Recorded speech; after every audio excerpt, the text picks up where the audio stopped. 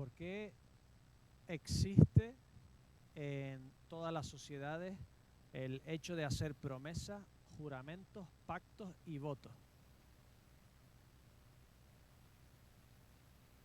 Lo repito.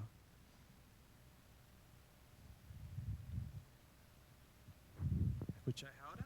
¿No? Bueno, ¿me escucháis? ¿Me escucháis? ¿No? Vamos a ver cómo solucionamos si no cogemos otro micro. Vale, vamos pensando. ¿Por qué creéis que en todas las sociedades, en toda la historia, en todas las tribus, en todas las etnias, en todos los lugares y en todos los tiempos, las sociedades han hecho promesas, juramentos, pactos y votos?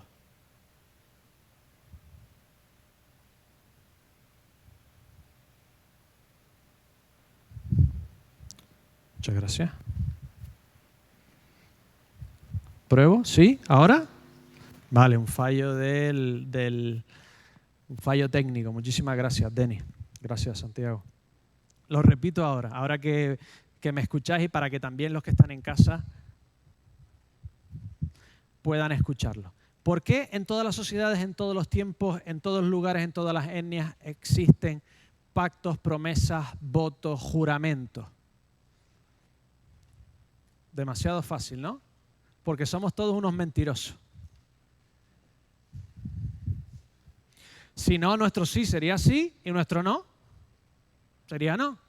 Pero todos sabemos en todos los lugares, en todas las épocas, en todos los tiempos, que nuestra palabra no es suficiente. Necesitamos algo más que intente garantizar que lo que decimos se va a cumplir, que es verdad. Hoy ni siquiera nuestras promesas sirven para nada, en realidad. La única palabra que vale en este lugar es la del notario. Ni la tuya ni la mía. Antes era exactamente igual. Antes el notario era dar una prenda tuya a otra persona. Como no compraban el chino y en Primark, no estrenaban cosas todos los días, sino lo que era tuyo, lo llevabas todos los días y todo el mundo reconocía que ese era tu bastón, como Tamar, ¿no? Que pidió el bastón, el sello, para que todo el mundo supiese que si tenías algo de otra persona, habías firmado algo, te habías comprometido a algo. Ese era el notario del Antiguo Testamento. En la Biblia, entonces, hay dos clases de promesas. Las que hace Dios y las que hace el hombre. Y la gran alegría es que las que hace Dios tienen un carácter absoluto. Se cumplen siempre. ¿Sabéis que siempre hay una excepción que cumple la regla? No hay en la Biblia una excepción que cumpla la regla. En la Biblia las promesas de Dios son siempre sólidas, son siempre cumplidas, son absolutamente ciertas. Gloria a Dios. Amén. ¿Pero las nuestras?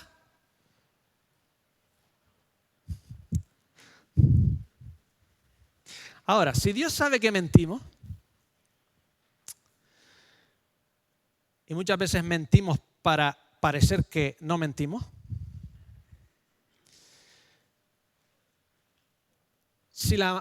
no la mayoría, pero muchas veces nuestras promesas son tan sólidas como el papel, como el rollo de papel que utilizamos, ¿por qué Dios hace jurar, hace comprometerse, hace hacer votos al pueblo, sabiendo el corazón del pueblo? Vamos a ver que principalmente en la Biblia cumple una función, no le voy a decir pedagógica, pero casi. Lo que vamos a ver es que cuando Dios promete algo, lo cumple, y cuando Dios hace que tú prometas algo, lo que está haciendo es intentando convencerte a ti mismo de que por todos los medios hagas lo que quieres y debes hacer. Él sabe perfectamente que nuestras promesas, pero haciéndonos prometer, nos está haciendo que nosotros nos convenzamos a nosotros mismos de que lo que queremos hacer, vamos a poner todas nuestras fuerzas en hacerlo. El libro de Números no solo es una explicación de por qué el pueblo de Dios no entró en la tierra prometida, como llevo diciendo ya varios años. La explicación de por qué esta gran huida que fue Israel no llegó inmediatamente a la tierra prometida. También el libro de Números es una reiteración divina de las promesas de Dios a su pueblo. Dios se compromete con su pueblo a darles una tierra donde establecer su nación.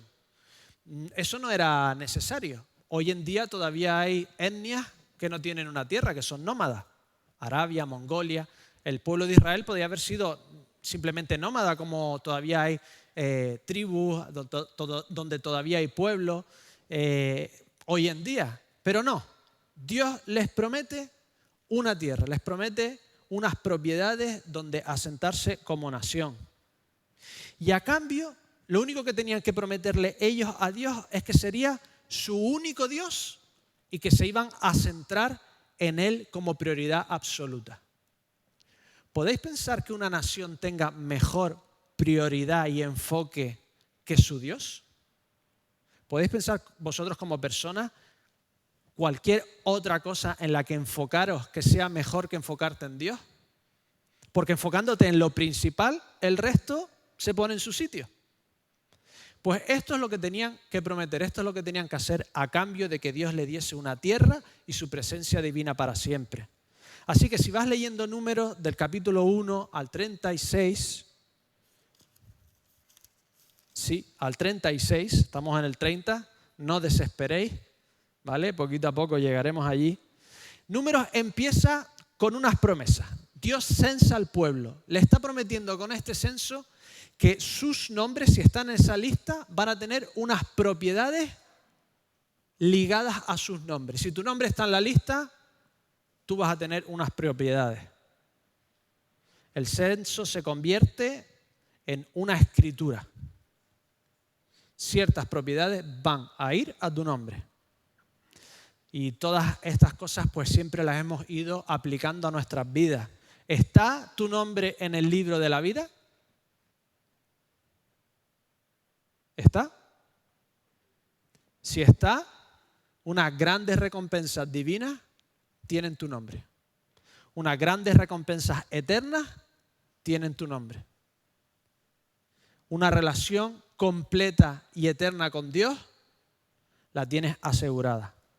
Seguimos leyendo. Dios censa a los levitas y les promete que ellos serán sus intermediarios delante de Dios. Dios está en medio, los levitas alrededor, y forman como una especie de escudo en la que la santidad de Dios, Dios es tan bueno, tan perfecto, tan santo, tan alejado del mal, que el pecado de ellos, si se acercaban mucho a Dios, los iba a desintegrar, los iba a hacer desaparecer. Pero con esa santidad de los levitas, con esa fe en el que todos esos sacrificios iban a hacer que Dios estuviera con ellos y proteger al pueblo, Dios les prometía que Él estaría siempre en medio de ellos. Lo mismo pasa con este mundo, con nuestro anuncio de la intermediación divina, podemos hacer que muchas personas puedan convivir eternamente con Dios y con nosotros. Hablándoles de la intervención, de la intermediación de Jesucristo entre Dios y nosotros, podemos llevar ese mensaje de intermediación a muchas personas. Seguimos leyendo. Dios les promete que si algunos se quieren dedicar a Él o dedicar parte de su vida a Él, sea quien sean en el pueblo, pueden hacerlo y Dios los va a tomar como ofrenda. Hablamos de los nazarenos. Un egipcio no podía ser nazareno, un hitita no podía ser nazareno, un babilonio no podía ser nazareno. Solo los del pueblo de Israel podían dedicar una parte de su vida y que Dios lo cogiera como ofrenda especial para Él. ¿Cómo nos sentimos cuando dedicamos nuestro tiempo a Dios? Nuestro esfuerzo. Cuando participamos en un ministerio, cuando utilizamos nuestro dinero, cuando utilizamos nuestro esfuerzo para el Señor, ¿sabes que Dios se lo toma como una ofrenda de olor grato a Él? ¿Sabes que somos los únicos que recibiremos recompensa por ello? Es un acto de gracia total que Dios quiera tomar nuestro sacrificio, nuestro esfuerzo, nuestro dinero, nuestras intenciones, nuestro amor por los demás, nuestro servicio al necesitado como una ofrenda a Él mismo. Somos puros privilegiados. Después vienen las fiestas. ¿Qué está pasando con las fiestas? Dios promete en cada fiesta que Él va a proveer, proteger, bendecir y estar siempre con ellos. Eso es lo que están celebrando. Dios ha provisto, nos protege, nos bendice. Y en cada fiesta ellos tenían que dar unos sacrificios y podían dar unas ofrendas voluntarias. Lo que estaban prometiendo el pueblo era: me voy a centrar en ti, Dios. Celebro otras fiestas, Señor, te doy las gracias a ti, me centro en ti. Cada vez que celebraban algo, lo que hacían era reenfocar su vida donde tenía que estar. Esto en cierta forma es lo que hacemos cada mañana, ¿no? Nos levantamos por la mañana, le damos las gracias a Dios y ¿qué intentamos hacer? Reenfocar nuestras intenciones, reenfocar nuestras emociones, reenfocar nuestros propósitos, reenfocar nuestras actividades poniendo a Dios en el centro de nuestras vidas. Así que llegamos al capítulo 30. En el capítulo 30 lo que Dios hace por amor a ellos es obligarles. ¿Se puede obligar a alguien por amor? Obligarles a que si hacían un voto, un mandamiento, una promesa a Dios, totalmente libre, no les obligaba a que la hicieran, pero si la hacían, tenían que cumplirlo sin escapatoria. No había forma humana de zafarse de ese compromiso. Número no solo es un libro de la fidelidad de Dios ante la rebelión del pueblo, sino es un libro de promesas de Dios a su pueblo a pesar de su rebeldía. Es un libro lleno de promesas. Así que vamos a los 2 primeros versículos. Le podéis dar un repaso. Nos vamos a centrar en estos 2 primeros versículos. Sabiendo Dios cómo era el pueblo, ¿por qué hacerte cumplir tu promesa sabiendo la naturaleza del hombre? Parece que Dios está ahí a punto de cogerte, porque ¿cuándo solemos hacer promesas a Dios? Cuando estamos súper bien. ¿Cuándo solemos hacer las promesas más difíciles de cumplir a Dios? En los momentos más difíciles, ¿no?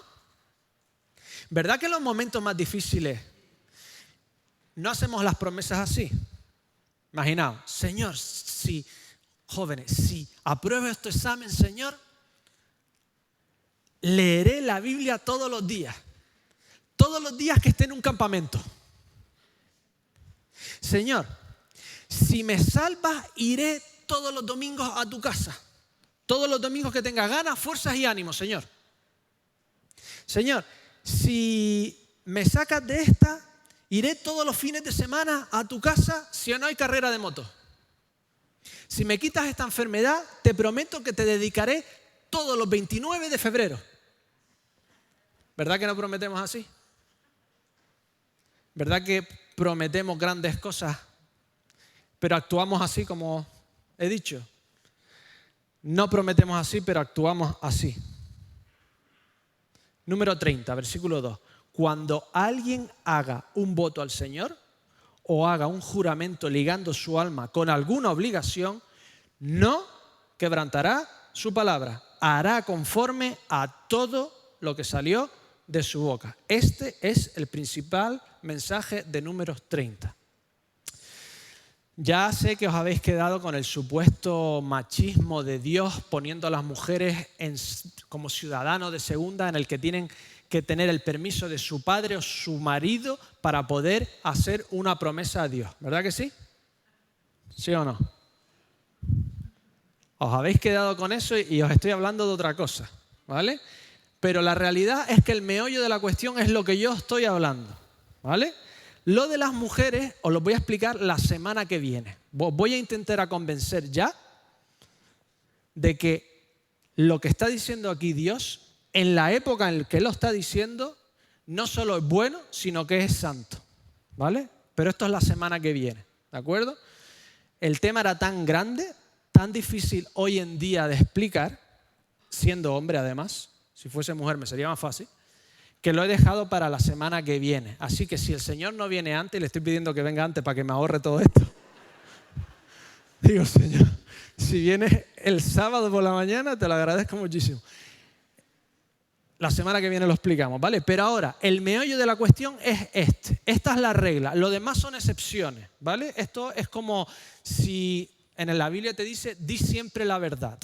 Pero si vienes a irle a tomarse un café a tu casa y tienes judíos escondidos, lo bueno es mentir, ¿vale? Hay una excepción, ¿vale?, a la regla establecida. Entonces, muchas gracias.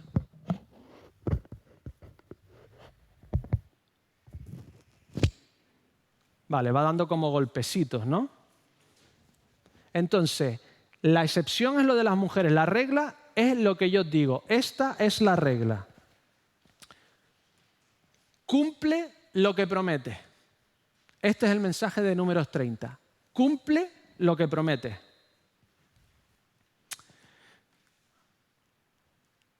Regla esencial para una nación que acaba de comenzar. Hay académicos que estudian por qué prosperan económicamente en servicios sociales y económicamente las sociedades occidentales, ¿vale? Y hay académicos tanto no occidentales como occidentales que estudian esto. No solo son los que están por aquí, sino la pregunta es, ¿por qué las sociedades occidentales, en algunas cosas no, en algunas cosas vamos para atrás, pero generalmente económicamente, en libertades y en servicios sociales, somos las que más avanzamos? ¿Cuál creéis que es la razón?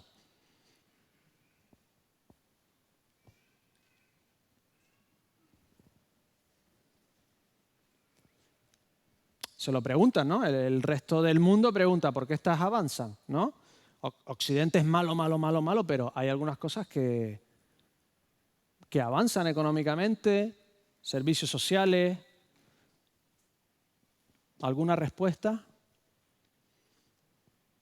Os digo yo la que tienen algunos de ellos. Mira, dice, las sociedades más prósperas son aquellas en las que hay menos excepciones, tanto para sus gobiernos como para ciudadanos, a la hora de no cumplir lo que prometen, decretan, promueven o firman.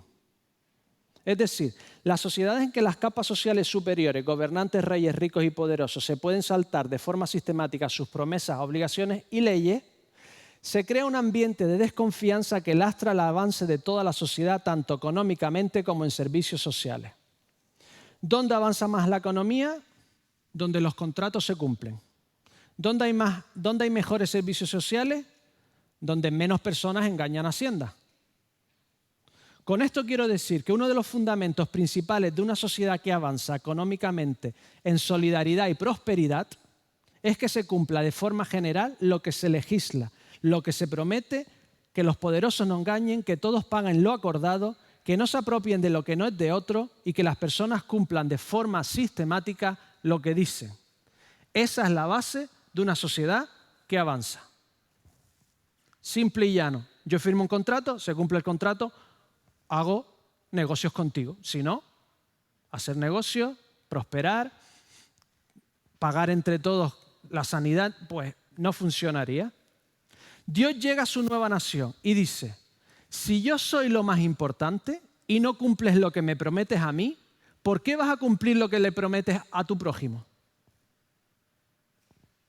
Entonces Dios establece, si yo soy lo más importante y no cumples todo lo que me prometes a mí, ¿qué esperanza hay de que cumpláis lo que os prometéis los unos al otro, cumpláis los contratos, tengáis palabra y avancéis como sociedad y tengáis prosperidad? Parece lógico, ¿no? Y esto no solo les afectaba como sociedad, sino en realidad esta capacidad de hacer lo que uno cumple, es decir, de vivir en verdad, afecta a las personas como individuos. Oí a un profesor de psicoanálisis hablar de un experimento muy curioso. Hacían un test, ¿no? Y te preguntaban, ¿de qué tendencia política tienes? Pues decías, de tal. ¿Y qué piensas acerca de la economía? Pues tal. ¿Y qué piensas acerca de la inmigración? Pues tal. ¿Y qué piensas acerca de los servicios sociales? Pues tal. Entonces le decían, vale, tienes un tiempo para hacer un trabajo en contra de lo que piensas, sabiendo que no piensas eso, que es mentira, ¿vale? Hacían el trabajo y volvían a hacerle 2 semanas después la encuesta. ¿Qué piensas acerca de la economía de tu posición política? Ya no estaba tan convencido. ¿Qué piensas de la migración? Ya no estaba tan convencido. Es decir, por el mero hecho de contradecirte a tú mismo, de mentir, eres capaz de modificar lo que creías de forma original. Conclusión, es imposible mentir sin que la mentira afecte a tu cerebro, sin que la mentira afecte a tu persona. Uno repite una mentira que sabe que es mentira y solo por repetirla, por vocalizarla, por argumentarla, afecta en el fondo a tu corazón. Comenzarás a dudar y modificarás lo que creías que era verdad. Es imposible mentir sin que te cambie y distorsiones lo que sabes que es verdad. Pero somos capaces de repetirnos mentiras a nosotros mismos y al final dejar de saber lo que es verdad o incluso preferir las mentiras que nos hemos dicho al principio. ¿No me creéis? Donald Lowry fundó la Iglesia del Amor en 1965. Se suponía, era él escribiendo cartas, que ciertas mujeres, cogió una lista de direcciones de hombres y envió más de 31.000 cartas haciéndose pasar por mujeres, le llamaba ángeles, en los que se habían enamorado de esos hombres. Pensaríais que nadie se creería eso, ¿no? Llegó a acumular $4,5 millones prometiendo un retiro de amor llamado Chondasa. Así que por fraude fiscal lo metieron en juicio. Y lo increíble no fue que engañó a un montón de hombres y les quitó 4,5 millones. ¿Sabéis lo que fue lo increíble? Que algunos de esos hombres testificaron en defensa de Lowry en el juicio, diciéndole que sabiendo que era mentira, o sea, ya se habían dado cuenta que era mentira, les había sido de gran beneficio para su vida. Es decir, déjalo tranquilo que sus mentiras me hacen bien. Uno incluso dijo que le había evitado el suicidio. Es decir, somos capaces de preferir las mentiras que nos hacen bien o que creemos que nos hacen bien. Pregunta. Tú le preguntas a la mayoría de personas y le dices, ¿tú me puedes asegurar que cuando te estés muriendo al final de tu vida, tú no vas a mirar al cielo? No te vas a preguntar qué hay ahí y no vas a intentar hablar, acceder en el último momento de tu vida. ¿Tú me puedes asegurar que no vas a mirar arriba cuando te estés muriendo? ¿Qué te va a decir la mayoría de las personas, si son honestas? No te lo puedo asegurar. Ni siquiera Richard Dawkins, el mayor ateo, el más popular, dice que en el último momento puede que mire arriba. Si en el fondo la sociedad, todo el mundo sabemos que al final vamos a mirar arriba, ¿por qué no lo hacemos ya? ¿Por qué son capaces de mentirse con ilusiones de autonomía, de que no hay nada, de que soy independiente, de que cuando en el fondo de verdad saben que al final van a mirar a Dios, que al final van a buscar a Dios, que al final saben que la solución a sus vidas no es política, ni económica, ni social, sino al final saben que en el último minuto de sus vidas van a buscar a Dios? Porque prefieren las mentiras que la verdad. Prefieren la ilusión que la verdad. Prefieren en el fondo engañarse a sí mismos que buscar al Dios que sabe que está ahí. Mientras más se repita la mentira del secularismo y menos promulguemos las verdades de Dios, más se autoengañará a la gente. Tenemos que inundar este mundo, a nuestros amigos, a nuestros colegas de trabajo, a los que están alrededor nuestra, de la verdad para allanar el camino y enderezar su senda para que Dios pueda tocar corazones. Jóvenes, somos capaces de repetirnos que no pasa nada si vivo sin Dios, que al final sabré hacer lo correcto, me arrepentiré y tomaré el camino adecuado.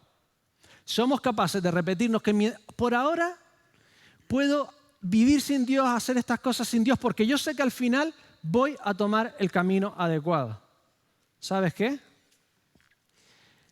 Es imposible vivir una vida sin Dios y al final, no es imposible, pero es casi imposible vivir una vida consciente sin Dios y al final aceptar a Dios, porque tu forma de vivir al final afectará tu forma de pensar y de creer.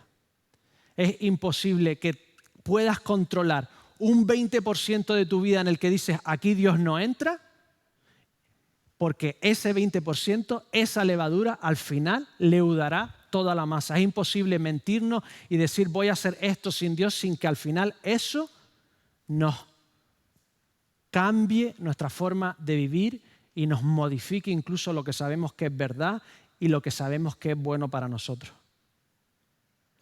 La vida entera hay que vivirla para Dios, pidiendo y buscando que Él nos diga lo que es mentira en nuestras vidas, lo que es falso y lo que contradice los votos que hemos hecho de darle toda nuestra vida a Dios.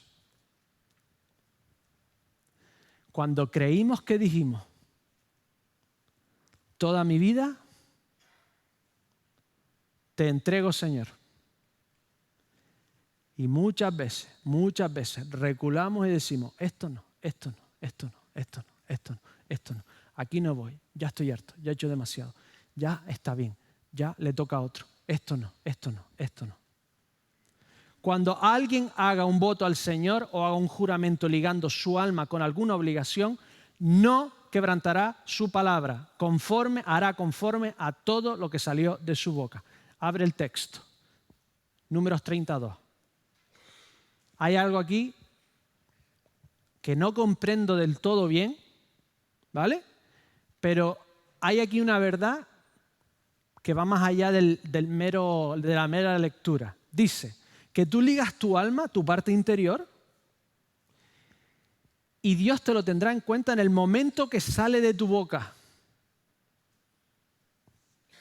Es decir, que hasta que tú no lo haces público, hasta que no lo expresas,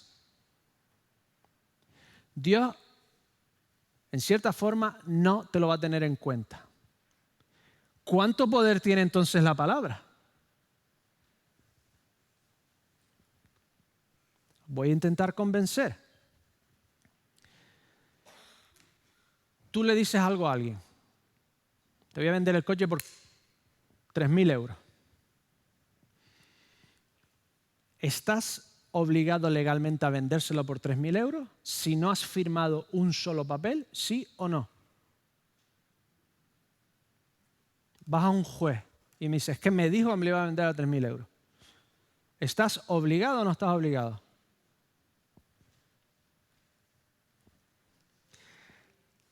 Según Certificalia, abogado, un contrato verbal de compra-venta tiene plenos efectos, por lo que se puede reclamar su incumplimiento por la parte que se considera afectada, sobre todo si hay testigos.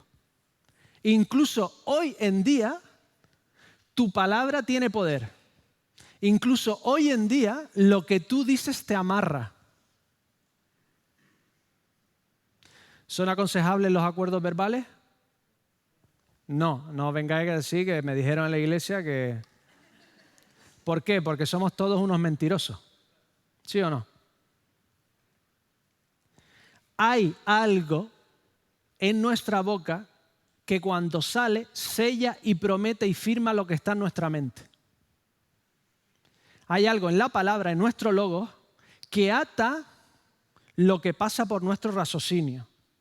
No es de extrañar que el Señor inspirara estas palabras. Romanos 10, 9 y 10. Lo podéis buscar. Romanos 10, 9 y 10.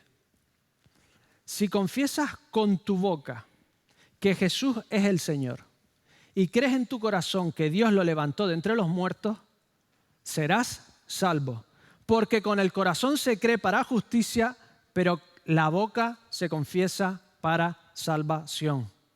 Porque con el corazón se cree para justicia, pero con la boca se confiesa para salvación. Ya los jóvenes están buscando las excepciones, ¿verdad? ¿Qué pasa con los mudos? ¿No?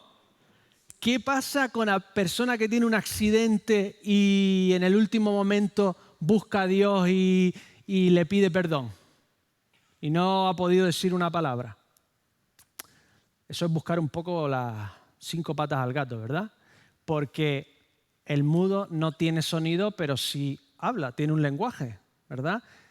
Toda persona, por mucha dificultad de emitir el sonido que tenga, toda persona que es persona ha desarrollado algún tipo de lenguaje, si no, no sería una persona humana desarrollada.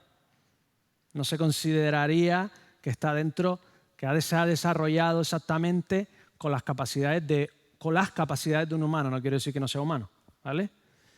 Y si en el último momento de tu vida le pides al Señor que te salve en un accidente de coche, si en vez de irte al cielo te quedas aquí, tendrás que confesar con tu boca lo que has creído. Si no, no has creído realmente en nada.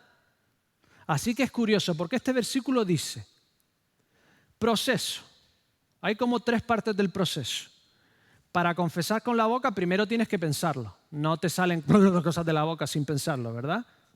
Ha pasado. Entonces, primero, piensa. Segundo, confiesas con tu boca, ¿verdad? ¿Sí? Y tercero, lo que confiesas verbalmente confirma lo que acabas de decir. Es decir, hasta que no lo pronuncias, no lo acabas de creer. Es decir, lo que dice tu boca no solo expresa lo que hay dentro, sino que afirma, confirma y modifica lo que está dentro. Lo que sale de la boca expresa lo que está dentro, pero confirma, afirma y modifica lo que está dentro. No es de aquí para allá, es de aquí para allá y vuelve para adentro. Es decir, no solo tu boca refleja tu corazón, sino que tu corazón es finalmente convencido por tu boca y tu dicho sella en ti lo que has pensado. Tienes la revelación de que Dios existe, de que si crees, y hasta que no lo dices en alto, no lo publicas, no lo expresas, no se lo dices a otro, no te lo dices a ti mismo, realmente no te lo estás creyendo. Estaba escuchando una doctora en microbiología que se convirtió después de muchos años estudiando microbiología, evolución, etcétera, etcétera, y el proceso fue este. Estaba hablando con una persona y llegó al convencimiento de que realmente tenemos libertad, de que no todo lo que pensamos simplemente es producto de la química de nuestro cerebro, sino que somos capaces de tomar elecciones independientes de alguna forma de todo lo que pasa en nuestro cerebro.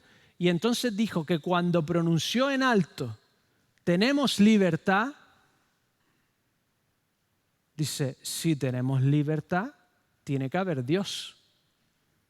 Y dice que cuando lo pronunció en alto, tiene que haber Dios, el hecho de pronunciarlo se dio cuenta que creía en Dios. Es decir, tener la imagen de Dios, poder pronunciar palabras, verbos, el logo, pudiéndonos comunicar de forma exterior lo que pasa en el interior y el interior afectado por lo que dice el exterior, tenemos que tener en cuenta y ser tremendamente cuidadosos con lo que decimos, prometemos, con las verdades con las que nos atamos, con las afirmaciones que utilizamos, que no solo reflejan nuestro interior, sino lo modifican. Cosas tontas. No digas, estoy aquí para todo.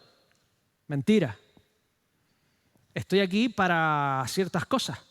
No digamos, llámame cuando quieras, porque en realidad es un vale de llámame una vez en una hora inapropiada. En la segunda me voy a acordar de toda tu familia. ¿Verdad? Tendríamos que decir, estoy aquí, en lo que yo pueda ayudarte, te ayudaré. ¿Verdad? Oraré por ti. ¿Tú qué piensas? ¿Que estoy todo el día allí? No podemos decir, voy a orar por ti. lo normal es que decimos, estaré orando por ti. Lo más que puede decir es, voy a orar por ti, por lo menos. Porque si no estamos mintiendo todo el rato.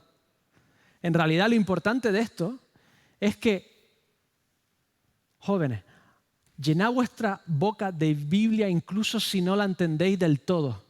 Dad gracias a Dios aunque no lo sintáis siempre. Llenad vuestra boca de gloria divina, porque tanto lo que pasa por vuestros ojos como lo que sale del corazón por la boca son un instrumento en el que podemos ir llenando nuestra vida de verdad. Padre, llenemos los oídos y la boca de nuestros hijos de la palabra de verdad, porque solo pronunciando esa verdad estarán modificando su tendencia a creer y a hacer la verdad. Los jóvenes pueden elegir en cualquier momento irse, tomar otra decisión, pero será más difícil cuando hemos hecho una práctica de nuestras casas de llenarles sus oídos y sus bocas de la verdad de Jesucristo. Hagamos que la palabra escrita sea un elemento activo en nuestra familia, porque irá modificando la verdad que creen y la verdad que quieren practicar. Llenemos nuestra mente y nuestra boca de las maravillas de Dios, para que todo nuestro ser alabe al Señor. Amén. Así que aquí iba a ir a lo de las mujeres, ¿vale? Pero me lié porque me hizo una pregunta, ¿vale? La pregunta fue, ¿podemos prometer, jurar o hacer votos en el Nuevo Testamento? O sea, nosotros hoy, me dais 10 minutitos más, ¿verdad? ¿Quién hizo votos cuando se casó?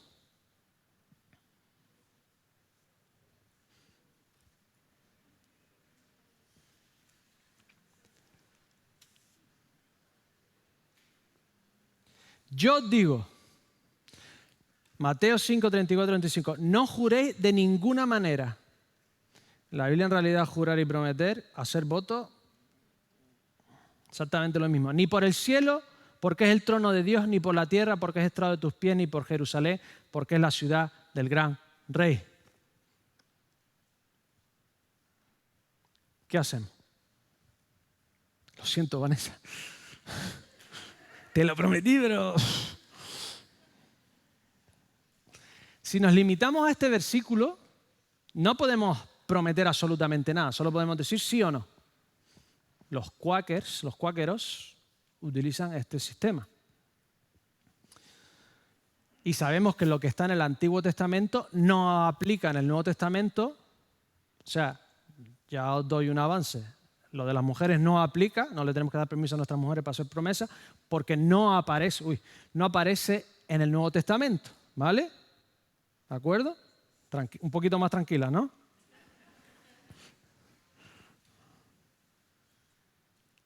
¿Podemos o no podemos hacer promesas nosotros? ¿Habéis hecho alguna promesa? Muy bien.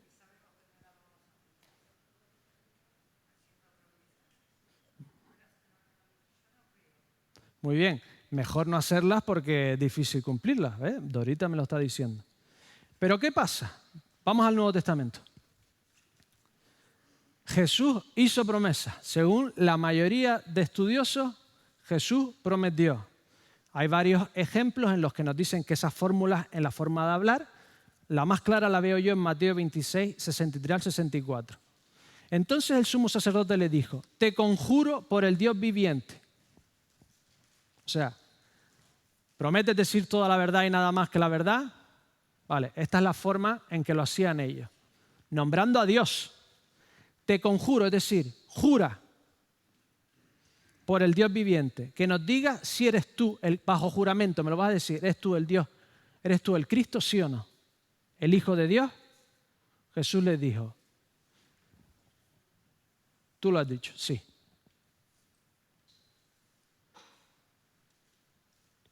Pero claro, Dios juraba. Por ejemplo, Génesis 22, 16. Por mí mismo he jurado, dice el Señor, que por cuanto has hecho esto no me has rehusado tu hijo, tu único hijo. ¿Por qué juraba Dios? ¿Necesitaba Dios reafirmarse, sellar lo que quería hacer para convencerse de hacer lo que quería hacer? Como nosotros. ¿Verdad que cuando prometes en la boda lo que estás diciendo es voy a intentarlo con todas mis fuerzas hasta el último momento y me quiero convencer y además me acuerdo del momento para autoconvencerme de que Dios no necesita ese proceso, ¿vale? Dios lo hace por nosotros. Porque como somos mentirosos, estamos acostumbrados que hasta que no me lo prometen, pues Dios se rebaja a nuestro nivel para asegurarnos que lo que Él promete por su propio nombre lo va a cumplir. Así que como Jesucristo era Dios, Él podía prometer, nosotros no somos Dios, no prometamos. No se queda ahí. Tranquilo. Vamos a Pablo, ¿vale? Si Pablo lo hacía, no era Jesucristo, nosotros podremos hacerlo. Hechos 18:18. Pablo permaneció allí muchos días, luego se despidió de los hermanos y navegó a Siria junto a Priscila y Aquila. En Cencrea se rapó la cabeza porque tenía hecho voto. Pero aquí vienen los abogados en contra y dicen, ¿sabes? Hay gente a favor y gente en contra de que se pueda prometer. Y dicen, hombre, pero Pablo se hacía judío a los judíos, y además Pablo era judío, y gentil a los gentiles, por lo tanto estaba haciendo una concesión a los judíos cristianos y a los judíos de su nación para hacer un voto y que vieran que no estaba diciendo cosas raras ni en contra de la ley, ¿verdad? Pero hay un problema aquí, no se queda aquí porque, claro, Pablo hace promesas a las iglesias gentiles. Segunda de Corintios 1:18, lo podéis buscar, yo voy a leer Gálatas 1:20. En esto que os escribo os aseguro delante de Dios que no miento. ¿A qué suena eso? Te aseguro delante, y además nombrando a Dios, te aseguro delante de Dios que no miento. ¿Estaba pecando Pablo? Veamos el contexto. Jesús se explica a sí mismo en lo que dice. Veamos el contexto de por qué Jesús dice esto. Mateo 26, del 23, del 16 al 22. Hay de vosotros, guías ciegos, que decís, si alguien jura por el templo no es nada, pero si alguien jura por el oro del templo, deudor. Insensato, ciego, porque ¿cuál es mayor? ¿El oro o el templo que santifica el oro? ¿Sabéis la argumentación? Esto es lo que estaba pasando. Los fariseos habían hecho una jerarquía de promesas, ¿vale? Como cuando éramos pequeños. Dependía si jurabas por tu madre, por tu padre, o por ti, o por el Barça, o por el Madrid. Dependía de por qué jurabas, valía o no valía, ¿vale? ¿Sí o no? Entonces, los fariseos habían hecho eso exactamente. Si juras por el templo, si juras por el oro del templo, ya. Si juras por... Entonces, habían hecho una jerarquía en la que, según como hubieses jurado, te podías zafar de tu promesa o tu pecado era menor. Tenías que sacrificar menos cosas, porque tu pecado era...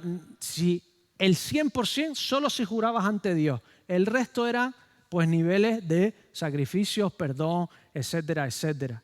Jesús llega y les llama hipócritas. Y lo que les dice es que lo que tienen que vivir es una vida de verdad en la que sea innecesario prometer. En la que no tengas que estar prometiendo y viendo cómo te zafas de la promesa que has hecho por si...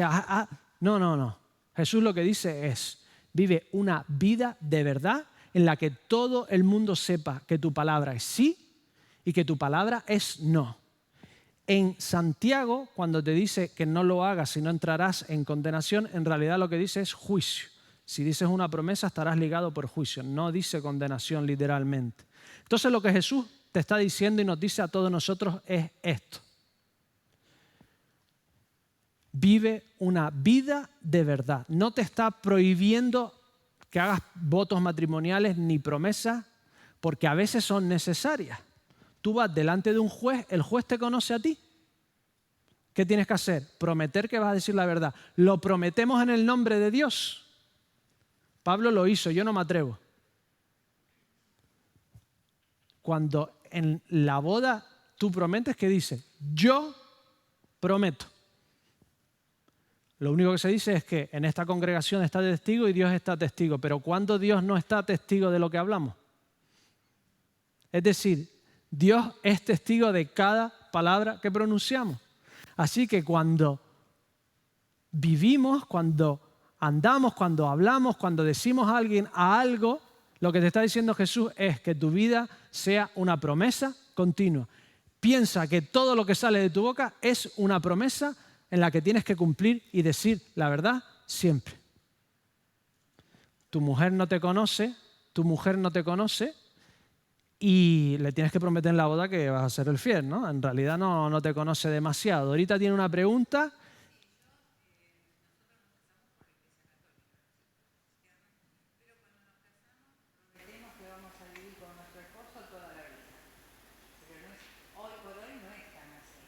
Muy bien.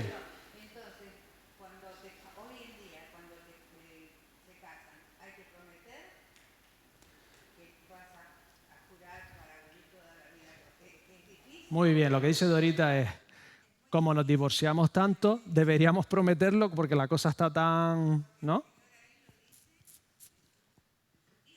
Muy bien, entonces, mi respuesta es, yo prometí, ¿vale? Y lo único que estoy diciendo es, te aseguro que mi palabra es verdad. No estoy prometiendo por nadie ni por nada. Estoy simplemente afirmando, convenciéndome, autoconvenciéndome de que eso lo voy a intentar llevar hasta el final. Creo que totalmente lícito hacer unos votos matrimoniales, porque ayuda a convencer al corazón de lo que quieres hacer en el momento en que sale de tu boca. Lo que quiere Jesús es esto, que tu sí sea sí, porque tú eres embajador de la verdad.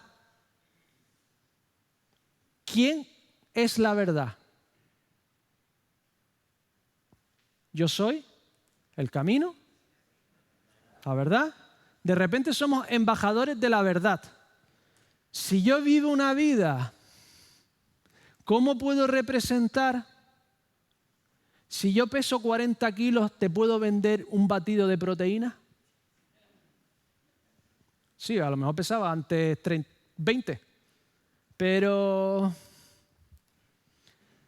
tenemos que vivir una vida que refleje a quién pertenecemos, que refleje a quién creemos, que refleje lo que Dios quiere para nosotros, quiere para el mundo y el mensaje que tenemos para los demás. Así que termino con esto.